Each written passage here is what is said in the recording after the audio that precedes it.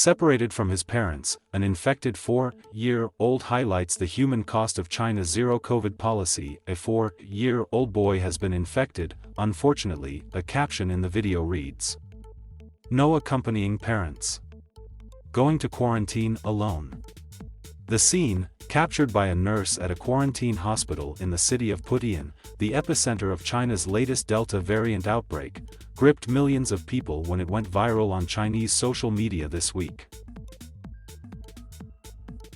It makes my heart ache, said one of the top comments on Weibo, China's Twitter-like platform.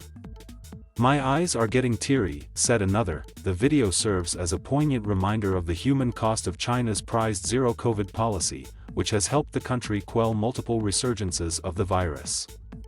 The elimination playbook consists of placing entire neighborhoods under lockdown, testing millions of residents in a matter of days, and swiftly isolating infected people and their close contacts in designated facilities.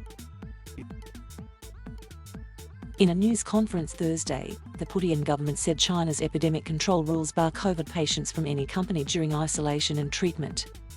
But if a child and their parent are both infected, the hospital would try to arrange them to stay in the same ward, an official said. Zhu Xiaoqing, the nurse who took the video at the quarantine hospital, told the local Fujian Health Daily newspaper her eyes were wet with tears when she saw an ambulance full of children arriving, all sealed up in hazmat suits.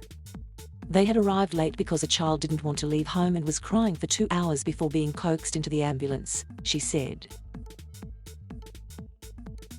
Upon arrival, the children had CT scans by themselves.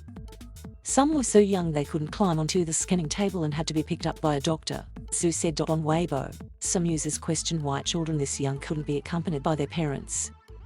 Others pointed out their parents were likely put in centralized quarantine in other facilities as close contacts of the infected. It's basically a strategy of rather killing 1,000 by mistake than letting one go, said Jindong Yang, a virologist at the University of Hong Kong. Children shouldn't have needed to undergo such extreme quarantine measures. This is the social cost of the zero-tolerance approach.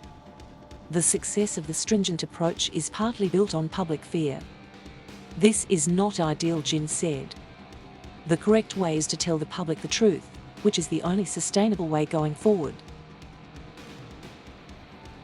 Across the world, a growing list of countries have opened up after mass vaccinations. Others, such as Singapore and Australia, are also shifting away from the zero-COVID strategy to a new approach of learning to live with the virus. Jin, the expert at the University of Hong Kong, said authorities are worried about the efficacy of the vaccines. Chinese officials have revealed that some of the early cases in a previous Delta outbreak were fully vaccinated. That the social immunity is not strong enough. They don't have enough confidence in the vaccines, he said. China is now offering booster shots to fully vaccinated people working at borders, customs, quarantine facilities, COVID hospitals and the aviation industry, according to the National Health Commission, but it remains to be seen how long the effect of that extra shot will last. For the time being, the Chinese government is likely to stick to its zero-tolerance approach as it attempts to boost public immunity, but it will eventually need to learn to live with COVID, Jin said. It might go on for another year or two. But China can't shut its doors forever, he said. At the quarantine hospital in Putian, medical workers have come up with various ways to comfort the infected children. They decorated the isolation wards and corridors with cartoon paintings, and provided the kids with children's books, toys and stationery. Nurses also looked after their daily needs and played games with them, according to state media. But some worry that's not enough. During the day, it might be okay, but at night the kids will still be scared, said a comment on Weibo. Astronauts start the journey home. The 3 Chinese astronauts living in space for 90 days have returned to Earth, marking an end to China's longest ever crewed mission. The crew boarded the Shenzhou 12 spacecraft on Thursday and touched down at the Gobi Desert in Inner Mongolia on Friday afternoon, state news agency Xinhua reported. During their 3 months at the space station, the astronauts conducted 2 spacewalks to test their equipment, new generation spacesuits and life maintenance systems.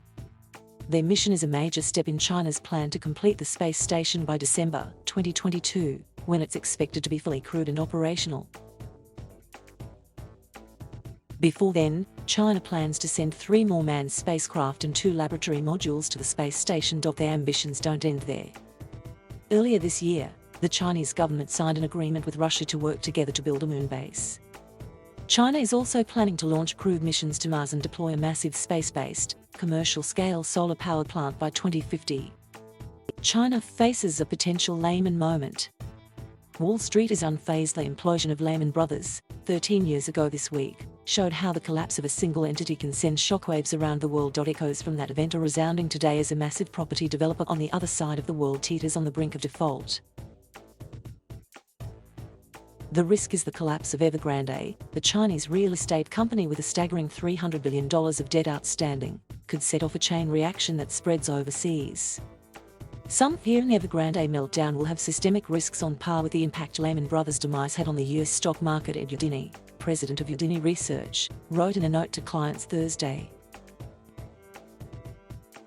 Like Lehman in its heyday, Evergrande is massive, suggesting a default would be felt widely. The company has 200,000 employees, raked in more than $110 billion in sales last year, and has more than 1,300 developments, according to Reuters. Wall Street is keeping close tabs on the Evergrande situation, which highlights the extraordinary amount of borrowing Chinese companies and families have taken on over the years.